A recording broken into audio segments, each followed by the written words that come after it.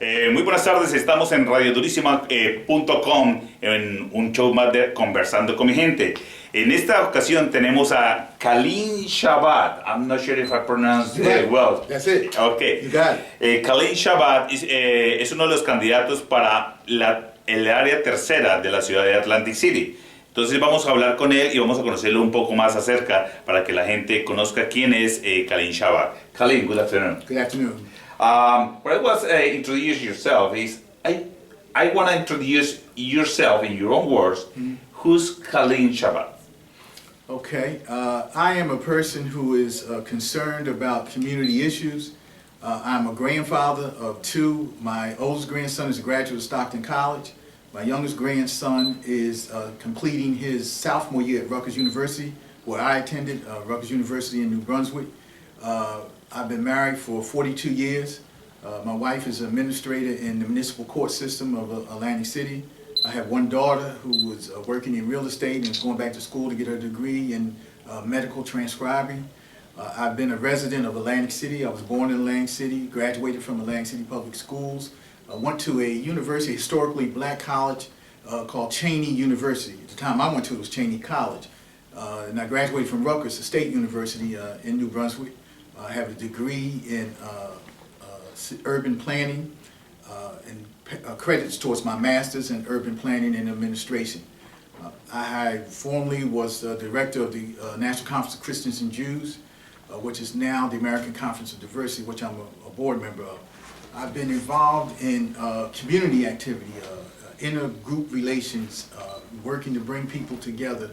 I've spoken at the UN against the South African casino. When casinos first started, a South African casino wanted to come to Atlantic City, and I helped lead a movement against that because at that time apartheid was in South Africa, Nelson Mandela was in prison, and we felt that that should not come to Atlantic City. I've been involved with the NACP since I was a young person in NACP Youth Council, and social justice, issues of inclusion, promoting diversity, intergroup relations. That's what I'm passionate about. Okay, so when you mentioned that you're born and raised in Atlantic City, I don't want to say how many years ago. Right. Tell me a little bit back then, Atlantic City, and today.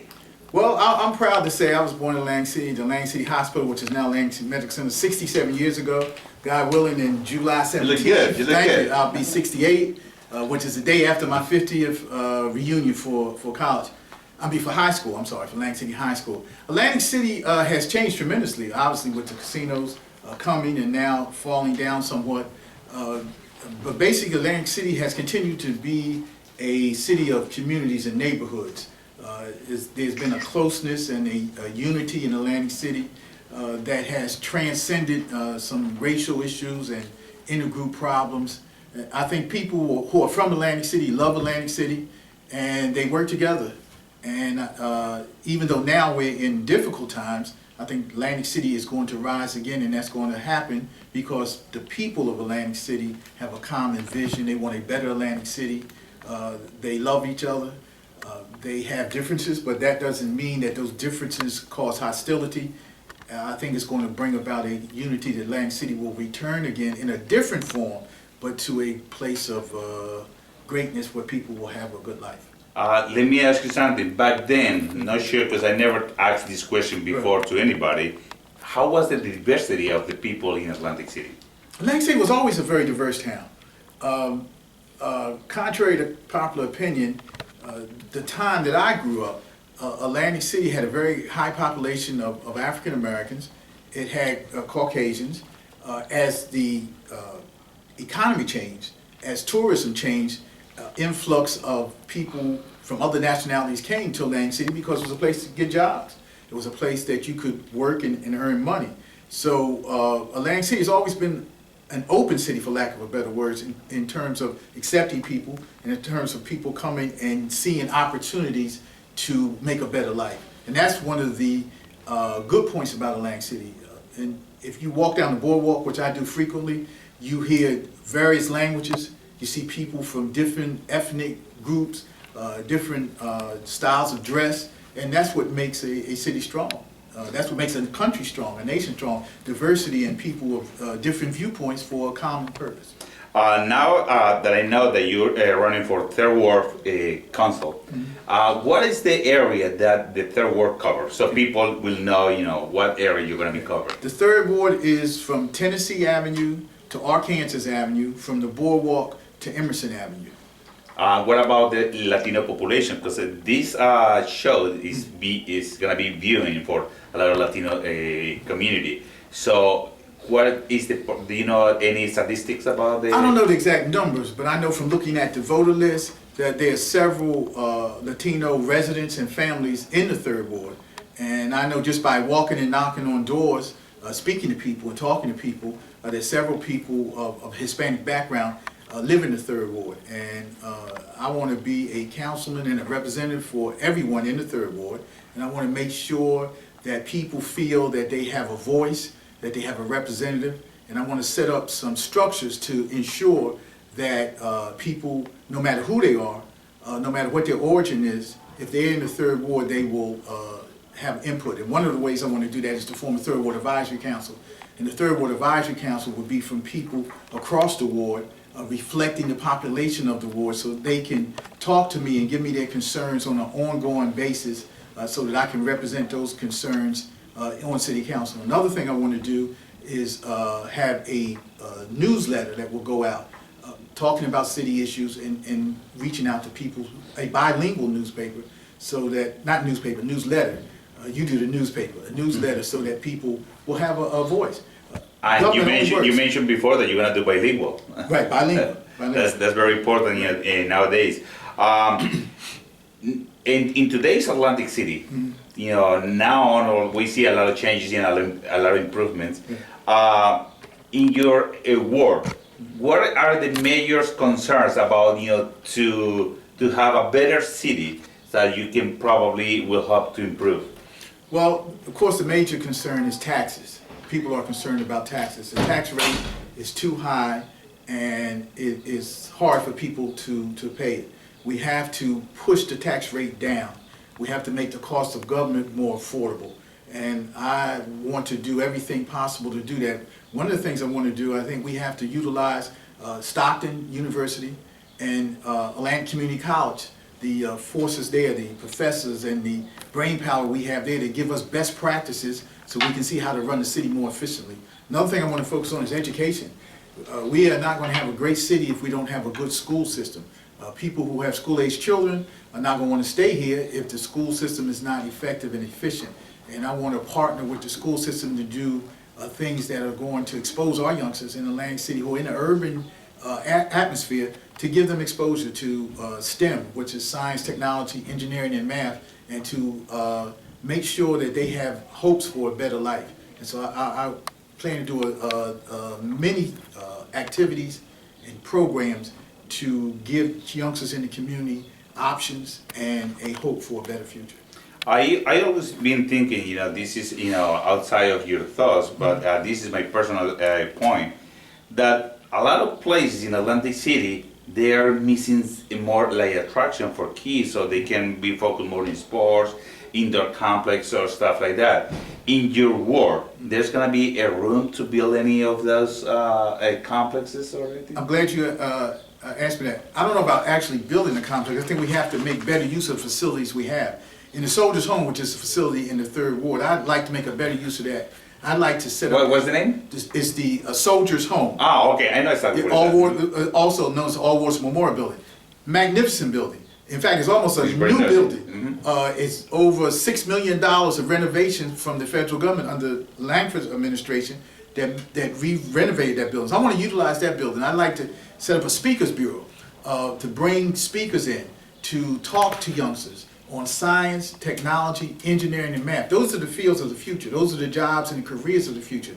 Our youngsters need to hear and see speakers who can tell them what they need to be doing to focus themselves on those career paths. And they can't wait till they get in high school because it's too late. They need to be hearing this at 3rd, 4th, and 5th grade. And that's one of the things I want to do. Yeah, that's very important because that's pretty much our concept, with Radio Durísima Communications, and on El Correo, that we like to inform the community, not only the old people, the adults, also the kids, to mentor them to have a better life. So when you go and you approach, you mentioned that you knocking doors, to tell people that you're running for the third ward. How is that part that you communicate with the Latinos? Well, I think I've been fortunate. Most of the doors I have knocked on where Latino people have come, they speak English, or the younger person speaks English. I have a intergenerational crew that goes out with me. My daughter, my social media director, some of the volunteers are younger. So when we knock on the door and the person, if they're an older person, they don't speak English, somebody in the house speaks English. So we've been able to communicate to them. So language barrier wasn't an issue. It hasn't been an issue so far. Good, And good. hopefully it won't be on June 2nd. Okay. So for June 2nd is the election. So in your own words, tell the people that are watching this show right now why they should vote for you. Good question. They should vote for me if they want a representative who is going to be in tune with community needs, who's going to be active, who's going to be visible, who's going to be focused, who has a vision to make Atlantic City a better place with everybody included, who wants to give youngsters a great opportunity, who wants to make city services more efficient, who wants to be cooperative with the mayor and the administration and the county and the state government moving us forward, who has an idea of where Atlantic City should be going, then they should vote for Kaleem Shabazz. Elections about the future. What has happened in the past is past. We can't do anything about that. We are where we are with our situation. We have to look forward in the future. We have to be preparing Atlantic City for 5, 10, 15 years down the line. I think I have a vision for the future that will have a unified Atlantic City. We'll have our youngsters, as I've said before, looking for careers in science, technology, engineering, and math, and those who aren't inclined to do that, to be in the trades and those kind of activities. But I said we have to look for the future. We have to build a city that's green, has sustainable energy sources, that takes care of the environment, that has walkable streets so our older people can walk in safety. And that's what we have to start thinking. We can't just think so narrowly about the next election or the next contract. We have to be forward thinking, and I think I bring that to the city council. I have the ability to forge coalitions of interest, to bring people together, to look to the future, to be inclusive, and that's where the country's going, and that's where Atlantic City has to go to be in step with the future. So you're pretty much coming with solutions then. Exactly, that's what I hope to do. Okay, so everyone, you're already here, you know what Kaleem Shabazz has to say. Cualquier persona que quiera alguna información, what is your contact information where they can contact you or follow you to know a little bit more about you? Okay. They can follow me on Shabazz 2015 at AOL.com. They can, on June 2nd, I'm on A6 for those residents of the 3rd Ward. I am the Democratic approved and endorsed candidate. And I would like to, they can also call me. My number is listed. I have a listed phone number. 609, What's the number? 609-344-2590. Website? KaleemShabazz.com. KaleemShabazz.com. KaleemShabazz.com, and repeat the number, please. Yes. 609-344-2590 and KaleemShabazz.com. And you always respond to the number. That's right. I respond to all calls. Okay, Kaleem, so anything else that you want to say to the Latino community on the public in general? I just want to say I appreciate this opportunity to talk to the Latino community. If I'm elected, this won't be the last conversation. I like to have regular conversations, sit down with you and update people and take questions and take concerns and appear at events. I don't plan to be a person that only shows up on election time. I will be visible, active, and focused, and I need their support for everyone who lives in the 3rd Ward, Kaleem Shabazz, A6. Okay, thank you so much. Okay. My pleasure. Bueno, y aquí terminamos una vez más con radiodurísima.com, con Conversando con mi gente. Esta vez nos tocó con Kaleem Shabazz, el que está corriendo para el consulado de la 3ª sección de Atlantic City. Gracias y buenas tardes.